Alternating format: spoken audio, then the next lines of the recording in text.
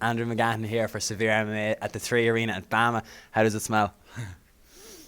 Smells good. Quite nice. Excellent. It's my sister's shampoo, but don't tell her. Is it apple, is it? It's pink. The bottle is pink. So grapefruit, maybe. I'm not a strawberry. I'm gonna go with strawberry, to be honest. And lime body gel as well. Lime body gel. The one thing actually. No, that's the mint one. That's and I'm glad you brought that up because Cathal Pendred and I have a little bit of an affinity for Original Source mint shower gel. I don't know if you've tried the Triple X one. It's very good. I don't think I want to. No, well, okay. You know, if you're able for it, you know, but we'll move off shower gels and onto your fight here. That's all right. The one thing, when I came out, started the second round, so I did miss the first. We were doing an interview back here.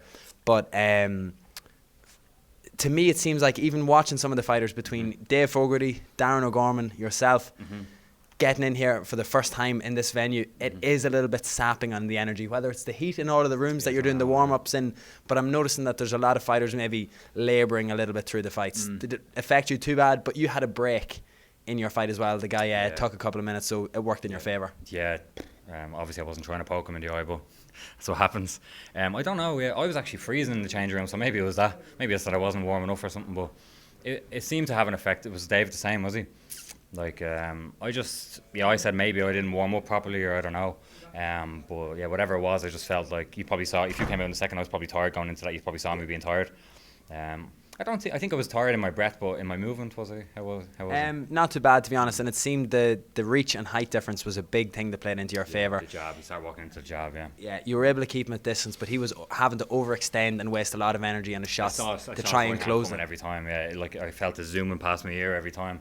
But he's tough.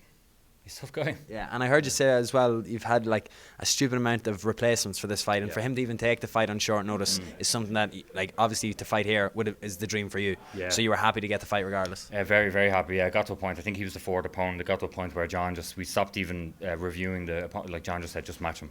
Yeah. Just match him. So Pelu took it, and fair play to him. Like I said, it was one of the toughest fights I've had. So yeah, and you made a little remark beforehand. We haven't spoke since your amateur career. You're now 2-0 as pro. Yeah. What have you found has been the biggest thing, maybe for you mentally, switching between amateur and pro? We're starting to see now the next generation of guys who did well at amateur coming through the pro, and now they're succeeding at pro as well. The biggest thing that I've noticed in the difference is Will Fleury. Will Fleury is my man. Did you notice that? Yeah. Yeah, I had Will in my corner. Will Fleury is the difference. Yeah, Will's good. Now, Will's a great addition to the team.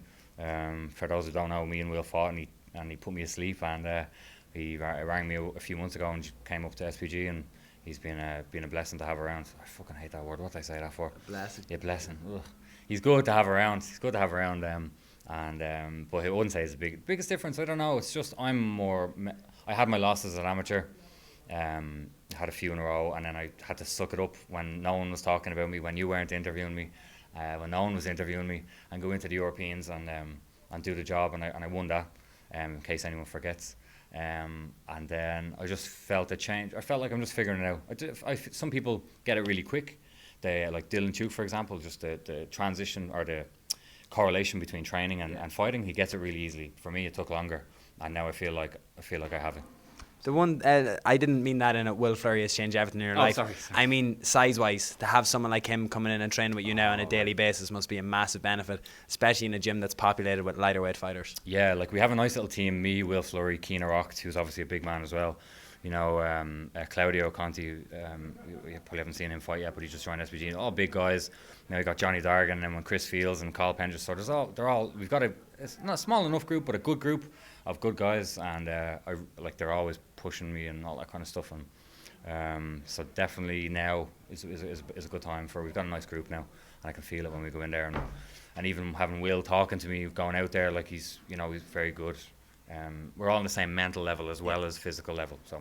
And then I suppose in finishing, because you've said it before and you've said it here today, you're angling for that UFC Belfast card. And to be honest, we are looking maybe at a time where the UFC are bringing in guys on lower records. Tonight, Mickey Gall is fighting CM Punk in the UFC. So I know that's a bit of unless I'm forgetting some professional wrestling background that you had that may get you into the UFC as a 2-0. But I don't think it's beyond reasonable doubt that guys 3, 4 and 5-0 are getting signed. I think maybe a 2-0 it might be a bit of a stretch, but stranger things have happened.